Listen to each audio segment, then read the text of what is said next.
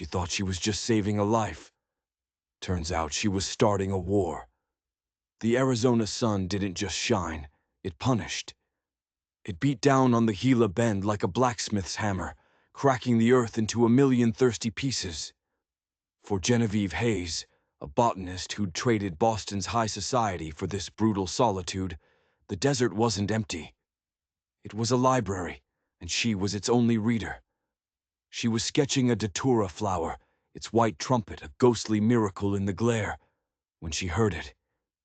It wasn't a hawk, it wasn't a lizard. It was a whimper, a human sound. Every instinct she'd sharpened over 2 years alone screamed at her to run. This was a land that swallowed people whole. A lone woman was an invitation to disaster.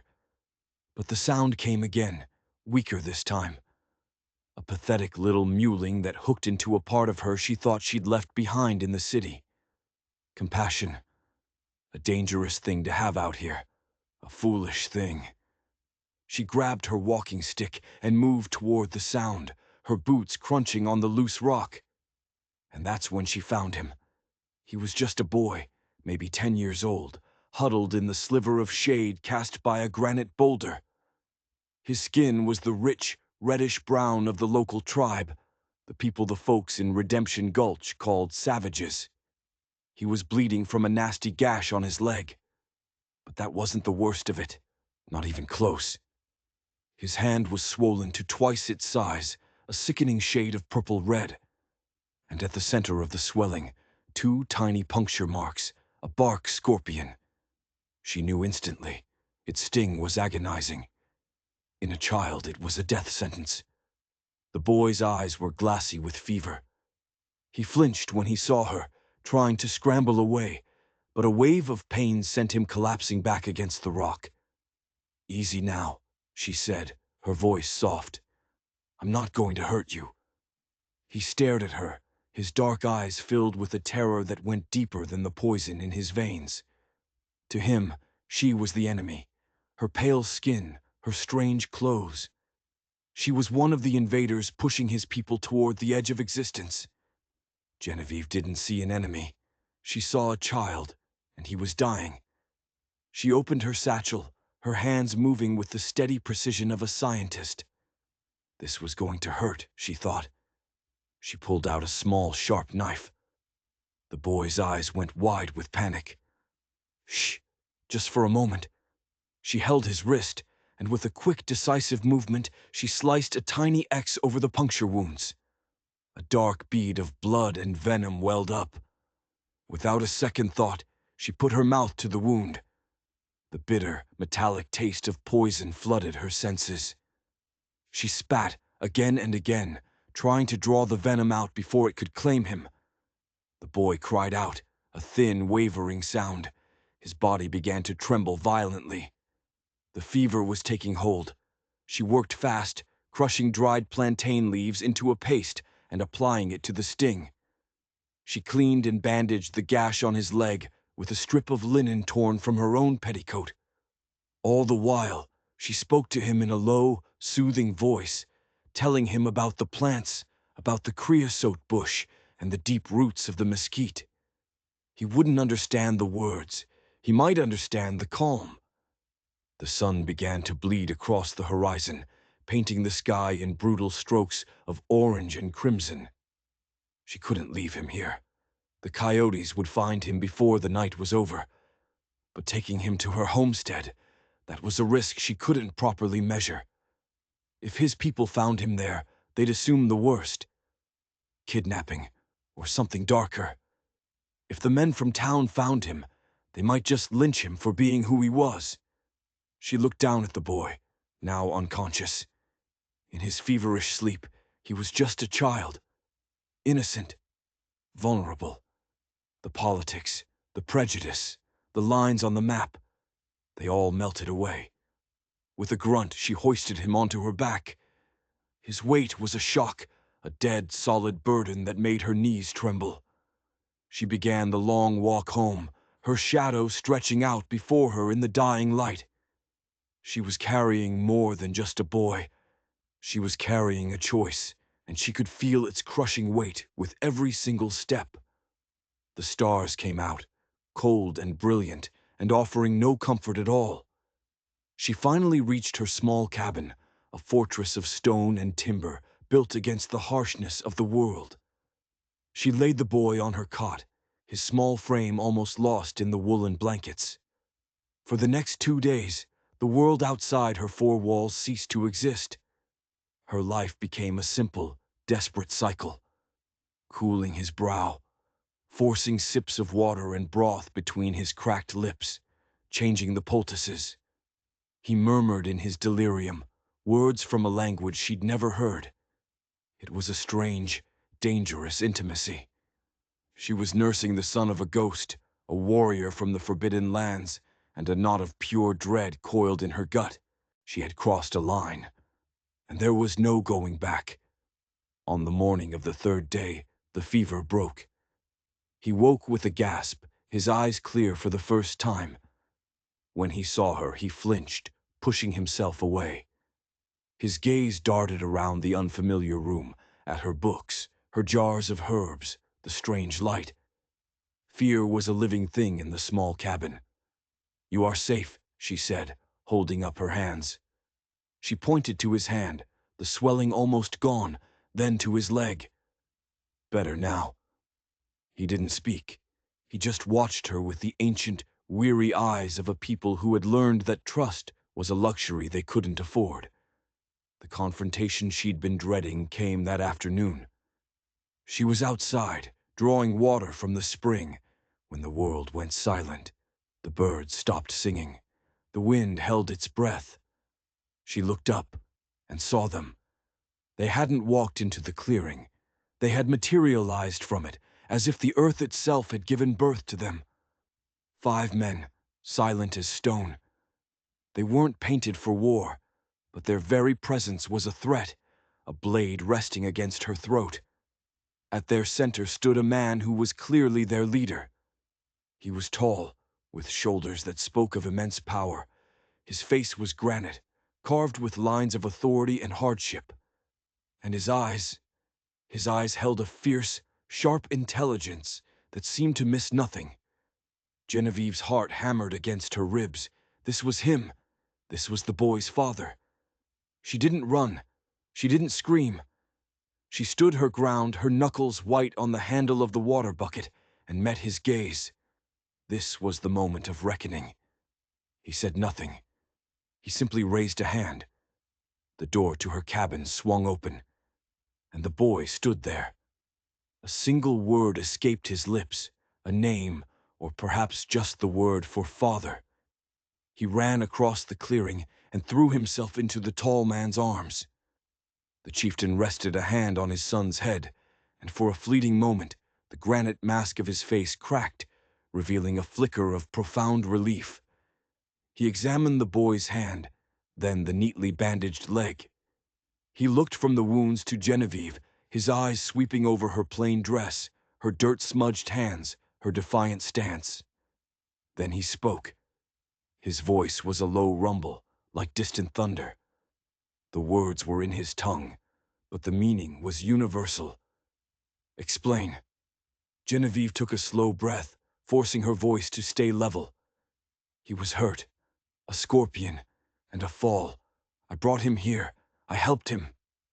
The leader, whose name she would learn was Kyle, didn't seem to understand her words, but he understood the scene. His son, alive. The white woman who had clearly saved him. He watched her for a long, silent moment. His men were statues. The world seemed to hang suspended in that single, silent gaze. She expected anger. She expected violence. She was not prepared for the complex, calculating intelligence she saw in his eyes. Finally, he gave a short, sharp nod. He spoke to one of his men. The man stepped forward and held out his hand. Lying in his palm was the pelt of a mountain lion. Its fur was thick and golden, its claws still intact. It was a gift of immense value, a symbol of a great hunter, a token of incredible respect. Genevieve hesitated. Accepting it meant creating a bond, a debt, Refusing it would be a mortal insult. With a trembling hand, she took the heavy pelt. Kyle gathered his son into his arms. Without another word, without a backward glance, he and his men turned and melted back into the wilderness, disappearing as silently as they had come. Genevieve was left standing alone, clutching the magnificent pelt to her chest, the wild scent of the animal filling her lungs. She had saved a life. She had received a chieftain's gratitude. But as she stared at the empty space where they had stood, a chill ran down her spine that had nothing to do with the evening air. This wasn't an ending. It was a beginning. In a town like Redemption Gulch, news traveled faster than a brush fire and got twisted just as easily. When Genevieve rode in for supplies a week later, the town looked at her differently. The usual dismissive glances were gone. In their place was something much uglier: suspicion and outright hostility. Mothers pulled their children away from her. Men drinking on the saloon porch fell silent, their eyes hard. Mr. Abernathy, the kindly man who ran the mercantile, was polishing his counter with a nervous energy. "Jenna," he whispered, "there are stories." "There usually are," she replied, keeping her voice neutral. "They're saying you're a sympathizer," he pressed, his eyes darting toward the door. "That you were harboring one of them, the boy who was lost." "A child was hurt, William. I helped him. That's the end of the story." "It's never the end of the story out here." The new voice was slick, like oil on water. Bartholomew Corrigan leaned against a stack of flour sacks, a smug, possessive smirk on his face. Corrigan was the most powerful rancher in the territory. He owned the sheriff, held the bank's charter, and treated the valley like his personal kingdom. His eyes crawled over Genevieve in a way that made her skin feel thin. "Mr. Corrigan," she said, her voice tight with dislike. "Miss Hayes," he drawled.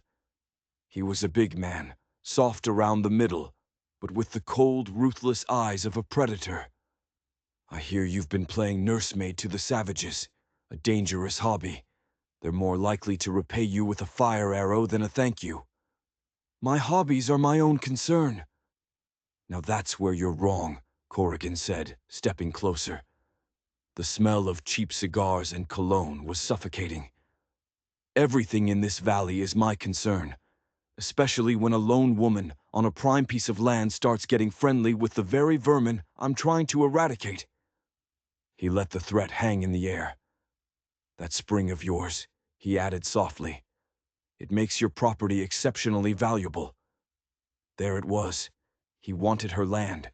Her homestead, with its rare year-round spring, was a jewel in this parched landscape. And he was using her act of compassion as his excuse to take it. "My deed is filed and legal," she said, her voice colder than she felt. "Deeds can get lost," he whispered, his voice a venomous hiss, meant only for her. "Fires can happen. People can disappear. You'd be wise to consider my generous offer to buy you out. It won't stand forever, especially not for an Indian lover."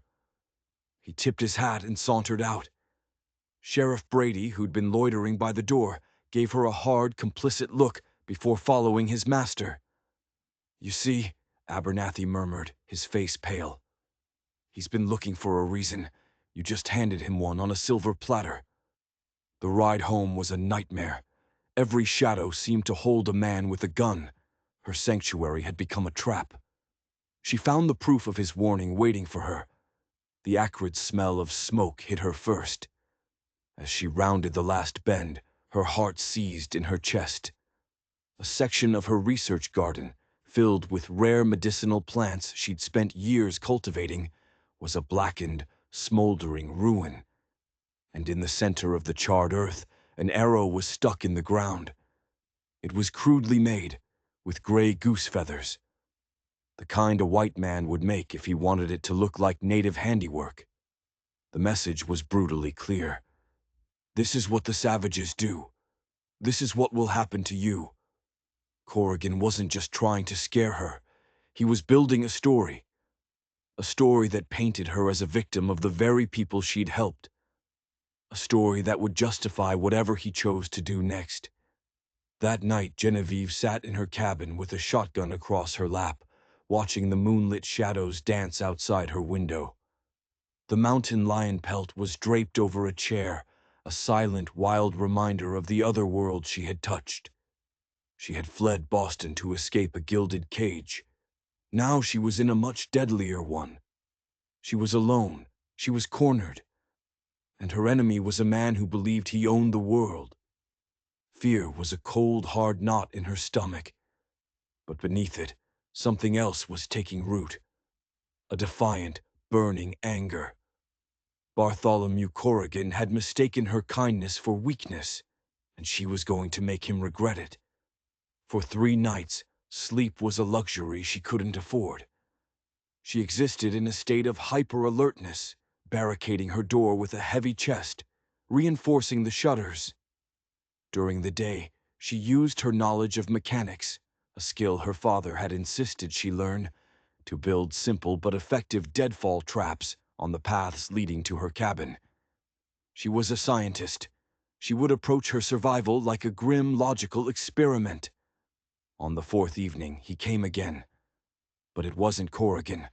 There was no sound, no cracking twig. One moment the clearing was empty. The next, Kyle stood there. He was alone, carrying only a knife at his belt. He stood with an absolute stillness, as if he were a part of the landscape itself. Genevieve raised the shotgun, the cool wood pressed against her cheek, the barrel centered on his chest. "That's far enough," she called out. Kyle didn't flinch. He simply raised a hand, palm open. A sign of peace. Then he pointed to the burned patch of her garden, his expression grim. He had seen it. He understood. "What do you want?" she demanded. Was this a trick? Was he here to finish the job Corrigan had started? He took 2 slow steps forward and stopped. He began to speak, not in his own tongue, but in halting, heavily accented English. The words were simple, carefully chosen. "The cattleman," he said, his deep voice giving the foreign words a strange gravity. "Corrigan, he burns your earth. He uses my people's sign." She was stunned into silence. He knew. Of course he knew.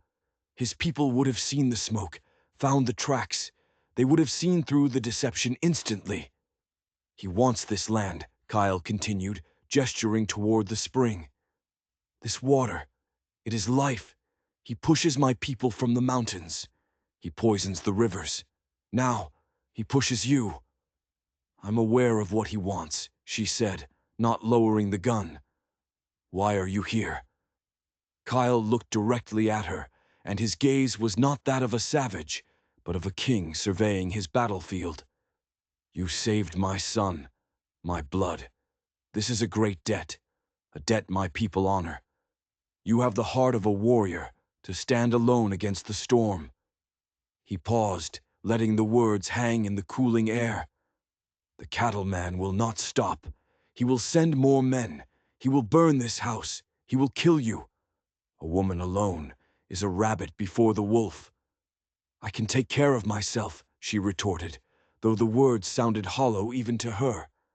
"No," he said, the word flat and final. "You cannot, not against him, but you do not have to be alone." And then he made the most astonishing, the most unthinkable proposition of her life. "I am Kyle, leader of the people of the Red Cliff. I have 2 wives. They are good women, mothers to my children. They are wise in counsel. I offer you a place as my 3rd wife." The shotgun in her hands suddenly felt like it weighed 1,000 pounds. She stared at him, convinced the strain had finally made her mind snap. "You... what?" "You become my wife," he repeated, as if explaining something simple to a child. "You will be one of us. This house, this land, will be under my protection. An attack on you is an attack on my people. Corrigan is a coward. He attacks a lone woman. He will not attack a chieftain's wife. He does not want a war with us. Not yet. Her mind was reeling. This wasn't a proposal of love. It was a treaty, a strategic alliance offered in the form of a marriage vow. He was offering her the one thing Corrigan couldn't fight, the strength of an entire tribe. He was offering her survival. "You want to marry me to protect my property?" she asked, the sheer absurdity of it making her feel lightheaded. "To protect you," he corrected, his eyes intense. "The land is secondary. You saved my blood. I will not see your blood spilled on this ground. It is a matter of honor." She finally lowered the gun, her arms trembling. The implications of his offer crashed down on her. To accept meant abandoning every rule she'd ever lived by. It meant becoming a pariah to the white world, the Indian wife, an object of scorn. It meant giving up her independence, the very thing she'd traveled 2,000 miles to find. But to refuse, that meant facing Corrigan alone. It meant a lonely, violent death in the dust. "Why?" she whispered. "Why would you do this for me?" Kyle's expression shifted. For the first time, she saw something other than the stoic leader. It was a deep, resonant understanding. "When my son was in your house, he was afraid," he said. "But you were not. You did not see an enemy. You saw a child. You fought for his life when it would have been easier to let him die. This is a rare thing. Strength is not just in the arm that holds the spear. It is in the heart that knows when to heal. My people need such strength. I need such strength in my allies." An ally. He wasn't asking for a submissive bride.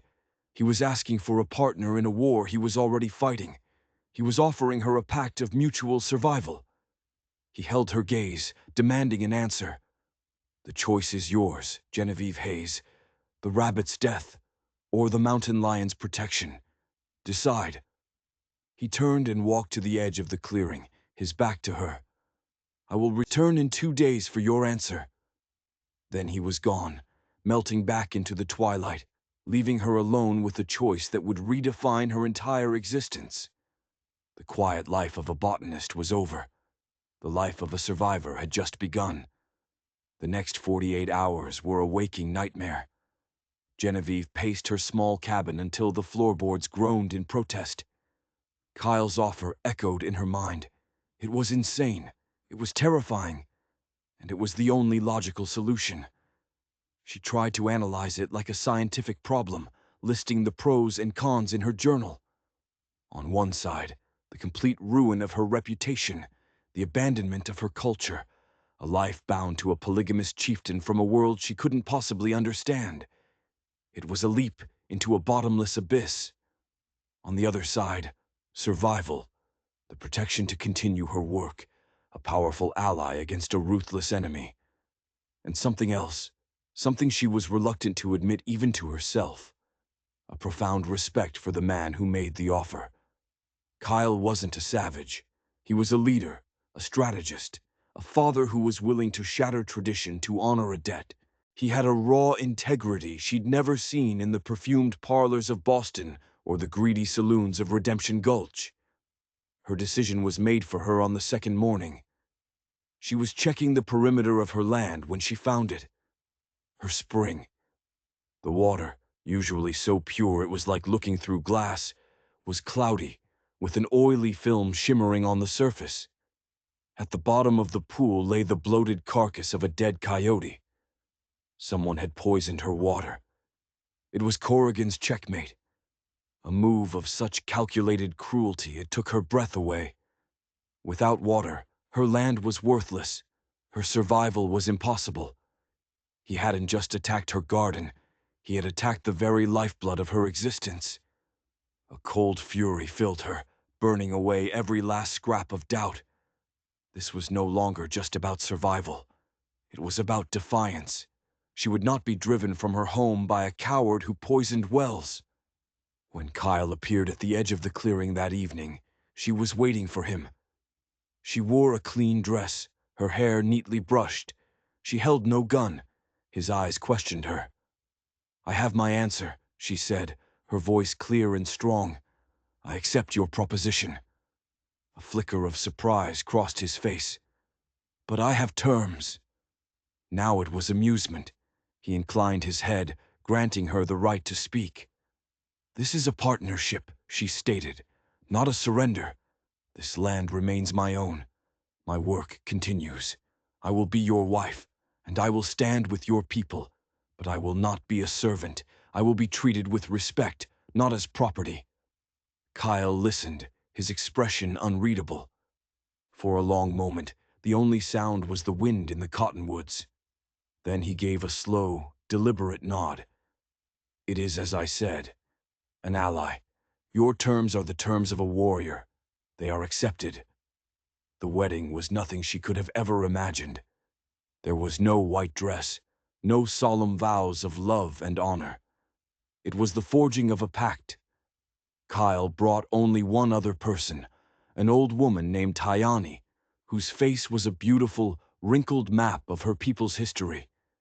The ceremony took place by the now cleansed spring. Tayani chanted in a low, mesmerizing voice. She took a small clay bowl and filled it with water from the spring. She added a pinch of dirt from Genevieve's land. Then, with a sharp obsidian knife, she pricked both Kyle's thumb and Genevieve's, letting a single drop of blood from each fall into the bowl.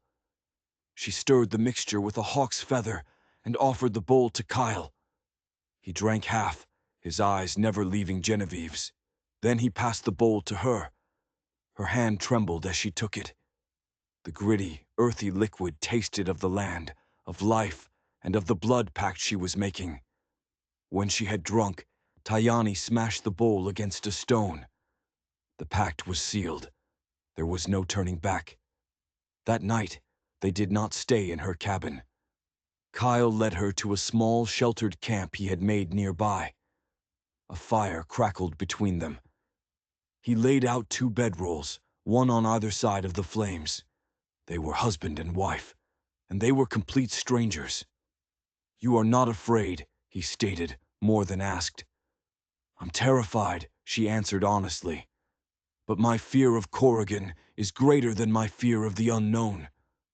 "The unknown is not your enemy," Kyle said. "My other wives, they will not welcome you at first. You must earn their trust. My people will watch you. They will test you. Do not show weakness." "I am a botanist, not a warrior," she said. A ghost of a smile touched his lips for the first time. "You survived alone in this land for 2 years. You faced down my warriors with a water bucket. You are more of a warrior than you know." He then unrolled a hide, on which he'd drawn maps of the territory in charcoal. He pointed out Corrigan's ranch, his grazing lands, the paths his men used. He was not treating her like a bride. He was treating her like a military advisor. He was already honoring his side of the bargain. As she lay in her bedroll, listening to the steady breathing of the man on the other side of the fire, Genevieve realized the truth. She had married a chieftain to save her home, but she had just enlisted in a war. The alliance was tested almost immediately. Kyle posted 2 of his best warriors, a quiet man named Hawkeye and a younger, fiercer one called Wolf, in the hills overlooking her homestead. Their silent presence was a constant, unnerving deterrent. The message to Corrigan was unmistakable. The woman and her spring were now under native protection. For a few weeks, a tense peace settled over the valley. Corrigan's men vanished. Genevieve, with the help of Tayani's ancient knowledge, began the painstaking work of restoring her poisoned spring. She fell into a strange new rhythm. Her days were for her research, but her evenings were often spent in quiet, practical conversation with Kyle. He taught her to see the land not as a collection of specimens, but as a living entity filled with spirits. She, in turn, shared her scientific knowledge of medicine, showing him how to make more effective salves and tinctures. A fragile bridge of respect was being built between them, one stone at a time. But Bartholomew Corrigan was not a man who accepted defeat. He was a snake. and a cornered snake is at its most venomous. A direct assault on Kyle's people was suicide, but an attack on the isolated homestead of his new white wife, that was a different matter. It would be a pointed, humiliating blow, proof that the chieftain's protection was worthless. The attack came at dusk. Genevieve was inside cataloging seeds when the first gunshot shattered the evening quiet. The bullet splintered the window frame, showering her table with wood and glass. Instantly, the war cries of Hawkeye and Wolf echoed from the hills, followed by the crack of their rifles. But they were only two men. A volley of gunfire erupted from the surrounding trees. Corrigan had come in force. Genevieve grabbed the shotgun, her heart pounding a frantic rhythm of pure adrenaline. She doused the lantern, plunging the cabin into darkness. Peering through a crack in the shutters, she saw at least a dozen of Corrigan's men, led by his brutal foreman, Flint, advancing on the cabin. A second volley of shots slammed into the timber walls. This was it. The rabbit's death Kyle had spoken of. But she wasn't a rabbit. Not anymore. She was a scientist in her own fortress. A scream of agony from the east side of the cabin was followed by a sickening crunch. One of the men had stumbled into one of her deadfall pits. One down. "Spread out," Flint's voice roared. "Circle the cabin. Burn her out." She moved from window to window, a ghost in the dark. A shape darted between two boulders. She raised the shotgun, aimed for the center of the mass, and fired. The weapon kicked back with bruising force. A man cried out and fell. Two down. Then came a new sound. The whoosh and crackle of fire. They were throwing torches onto the roof. The dry timber would catch in an instant. Panic, cold and sharp, lanced through her. She was trapped. Just as the smell of smoke began to fill the cabin, a new sound cut through the chaos. A high, chilling war cry answered from multiple directions at once. It wasn't just two warriors anymore. Kyle had come. His warriors seemed to erupt from the very ground, moving with a speed and silence that was inhuman. Arrows hissed through the air, finding their marks with deadly precision. Corrigan's men, focused on the cabin, were caught in a perfect, deadly crossfire. Their attack dissolved into panicked chaos. Genevieve watched, mesmerized, as Kyle moved through the battle like a vengeful god of war. He was not the calm strategist she knew. He was a whirlwind of controlled violence, his knife and tomahawk a blur of motion. He was protecting his territory. He was protecting his wife. The fight was short and brutal. Corrigan's men broke and fled. Flint, trying to get to his horse, was pinned to his saddle by an arrow from Hawkeye. He lay screaming until Kyle stood over him, silencing him with a single cold look. The clearing fell silent. The only sounds were the crackle of the fire on her roof and the groans of the wounded. Genevieve threw open the door, bucket in hand, and rushed to douse the flames. Kyle's warriors immediately formed a chain from the spring, working with disciplined efficiency. When the fire was out, she stood in the moonlight, her face smudged with soot, her dress torn. The clearing was littered with the bodies of Corrigan's men. Kyle walked toward her, a cut bleeding freely from his forearm. He stopped in front of her, his eyes scanning her for injuries. "You are not hurt," he said, his voice rough. "No," she managed to say. "Thanks to you." He looked at the two men she had shot, then his eyes met hers, and they held a new, deeper level of respect. "You fought," he said. It was a statement of fact, of surprise and approval.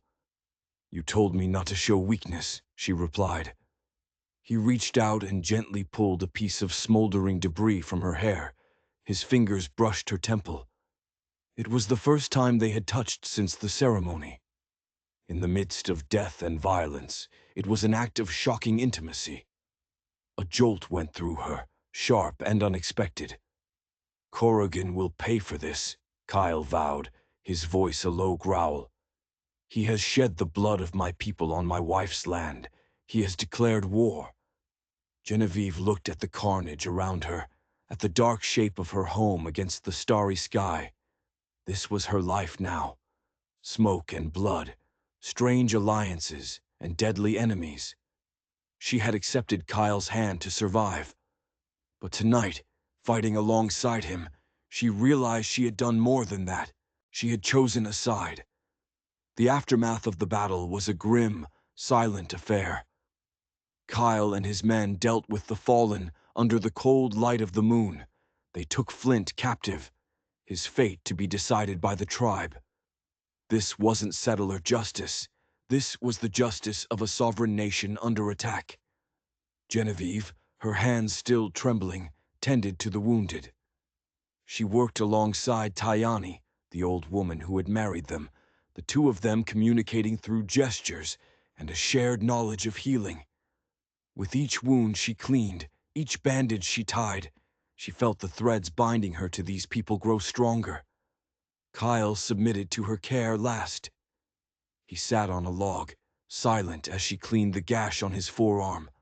His physical presence was overwhelming. She could feel the heat of his body, smell the scent of sweat, blood, and the wild desert night that always clung to him. She focused on the task, trying to ignore the way the muscles in his arm tensed under her touch. "You have a healer's hands," he said quietly. "I have a scientist's hands," she corrected softly. "I observe, and I try to mend what is broken." "Sometimes," he said, his gaze fixed on the dark valley where Corrigan's ranch lay, "the broken things cannot be mended. They must be cut away." Before he left with his warriors and their prisoner, they dragged Flint into the cabin. Kyle's questions were quiet, patient, and utterly terrifying. Flint, broken and bleeding, finally spilled everything. Corrigan knew he couldn't win a straight fight. His plan was far more sinister. He was going to ride to the nearest fort, claim his men were massacred in an unprovoked attack, and bring back the U.S. Army. He was going to use the might of the United States to finish the war he had started. Suddenly, this wasn't just about a strip of land anymore. It was a race against the annihilation of Kyle's people. The war began not with a bang, but with 1,000 whispers in the dark. Corrigan's cattle vanished from his fields. His supply wagons were found miles off course, their axles broken, their cargo spoiled. His line riders, spooked by an enemy they never saw, began to quit. Corrigan found himself living in a ghost story, his empire slowly being strangled by a phantom army that knew every rock and every shadow of the land he claimed to own. He never attacked Genevieve's homestead again. The price had been too high. Her small cabin, once a symbol of her vulnerability, was now a symbol of Kyle's reach and power. Genevieve's life transformed. She was no longer just a scholar. She became a strategist. Kyle would send for her, and she would sit in his council, a strange and respected figure among his people and his other wives. Two strong, proud women who had come to accept her as an ally in their shared fight. She used her understanding of the white man's mind, of his greed and his logic, to predict Corrigan's moves. She taught Kyle's people basic sanitation to fight the diseases the settlers brought with them. In return, they taught her their language, their stories, their way of seeing the world. She was no longer just studying life. She was living it, fiercely. But the threat of the army still loomed. They needed to end this before Corrigan could bring soldiers into the valley. And Genevieve, remembering the vicious town gossip, had an idea. It was a white man's weapon, a poison of a different kind. They didn't just raid Corrigan's assets. They started leaving behind clues. A branded cow from a neighboring ranch found in a remote canyon near Corrigan's land. A broken wagon wheel, identified as one of Corrigan's, found near another rancher's sabotaged well. They didn't just make Corrigan look weak. They made him look like the villain. They used his own tactics, his own greed against him, planting the seeds of suspicion among his own people. The final piece fell into place when Kyle's warriors intercepted a letter. Corrigan was begging a wealthy partner back east for money, detailing his losses and blaming a coalition of rival ranchers, not the tribe. They made sure that letter found its way to Sheriff Brady.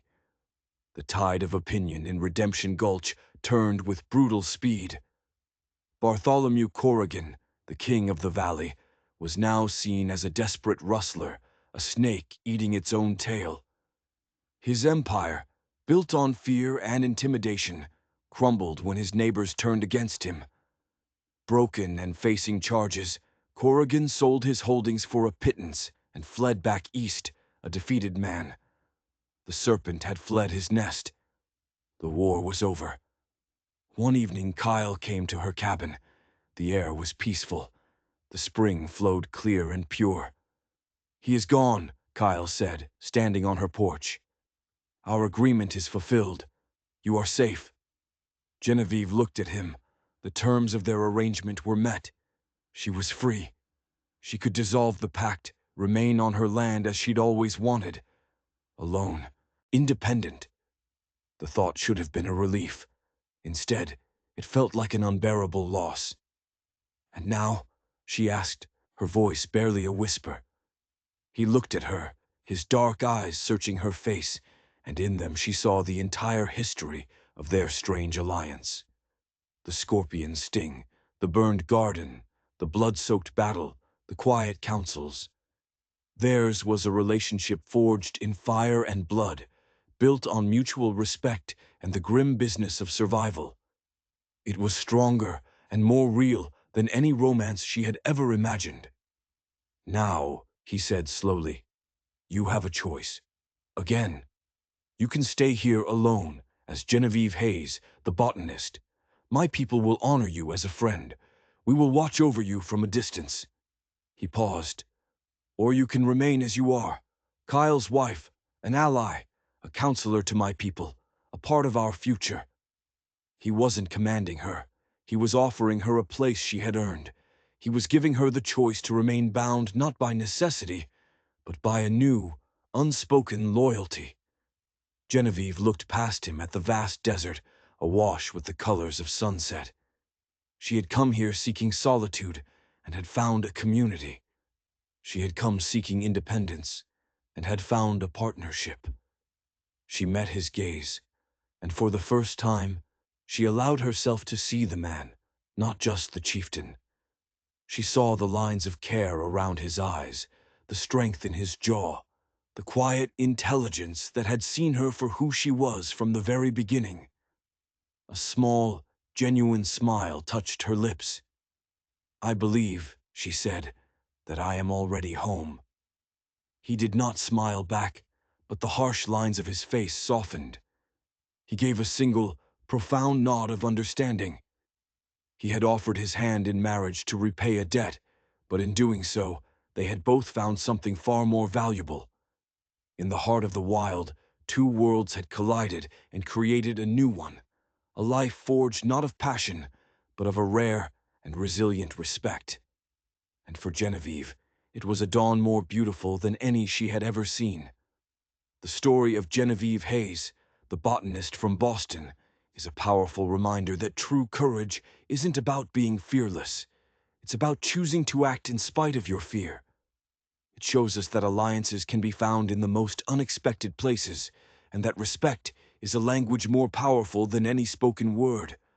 The Wild West was a place of brutal endings, but for some, it was also a place of extraordinary new beginnings. If this story of bravery, honor, and the surprising bonds that can tie us all together resonated with you, do us a favor and hit that like button. Share it with someone who loves a real tale of the untamed frontier. And most importantly, subscribe to our channel for more stories that uncover the forgotten dramas and hidden histories of our past. Thanks for listening.